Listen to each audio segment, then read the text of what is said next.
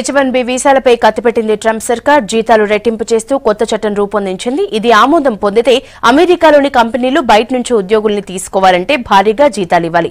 Trump సర్కార్ నిర్ణయంతో IT కంపెనీలు షాక్ అయ్యాయి. స్టాక్ మార్కెట్లలో 50,000 కోట్ల రూపాయల సంపద ఆవిరైంది.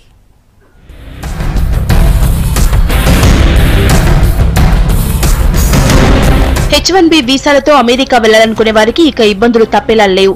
అమెరికాలోని వలసలను నిరోధించే పనిలో ఉన్న ట్రంప్ సర్కార్ మరో కొత్త నిర్ణయం తీసుకుంది. దీనిపై my skill integrity and fairness act పేరుతో కొత్త బిల్లును అమెరికాలో ప్రతినిధుల సభ ముందుంచింది. దీన్ని కాలిఫోర్నియా కాంగ్రెస్ సభ్యుడు జోల్ ఆఫ్ గ్రెన్ ప్రవేశపెట్టారు. ఈ బిల్లు ప్రకారం H1B వీసాతో అమెరికా వచ్చే వారికి ఇచ్చే ఏడాది వేతనాన్ని $60,000 నుంచి $130,000 పెంచాలని ప్రతిపాదించింది. వేతనాన్ని ఒక్కసారిగా రెట్టింపు కంటే ఎక్కువ చేయడంతో యుఎస్ లో ఉన్న కంపెనీలు బయట నుంచి ఉద్యోగులను తీసుకోవాలంటే భారీగా జీతాలివ్వాల్సి ఉంటుంది.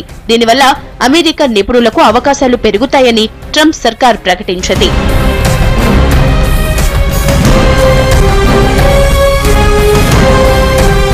ట్రంప్ నిర్ణయంతో భారతీయ ఐటీ కంపెనీల షేర్లు భారీగా పతనమయ్యాయి. దాదాపు 50,000 కోట్ల రూపాయల సంపద మార్కెట్ పతనంతో గాల్లో కలిసిపోయాయి. అమెరికాలో ప్రాజెక్టుల కోసం భారతీయ కంపెనీలు ఉద్యోగులను పంపాలంటే కొత్త నిబంధన ప్రకారం భారీగా జీతాలివ్వాలి. అలా కాదనుకుంటే అమెరికన్ ఉద్యోగులనే తీసుకోవాల్సి ఉంటుంది.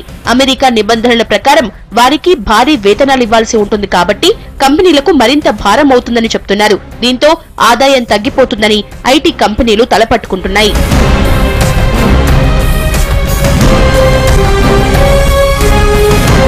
ట్రంప్ నిర్ణయాలపై European council president Donald Tusk ఆందోళన వ్యక్తం చేశారు. ట్రంప్ నిర్ణయాలు ఇబ్బందికరంగా ఉన్నాయని అన్నారు. భారత్ కూడా దీనిపై స్పందించింది.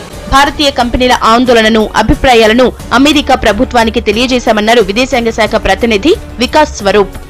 India's interests and concerns have been conveyed both to the US administration and the US Congress at senior levels. 7 Islamic దేశాల నుంచి వలసల్ని కట్టడి చేస్తూ ట్రంప్ తీసుకున్న నిర్ణయాన్ని వ్యతిరేకిస్తున్న అధికారులను కూడా వదిలిపెట్టలేదు ప్రెసిడెంట్ ట్రంప్. తన నిర్ణయాన్ని అంగీకరించని ఇమ్మిగ్రేషన్ అండ్ కస్టమ్స్ ఎన్ఫోర్స్మెంట్ తాత్కాలిక డైరెక్టర్ సాలీ ఏట్స్ ను పదవి నుంచి తప్పించారు. ట్రంప్ నిర్ణయానికి న్యాయశాఖ ఆమోదం తెలపాల్సిన అవసరం లేదని ఆమె లెటర్ రాశారు. దీంతో ఆమెపై వేటు వేశారు ట్రంప్.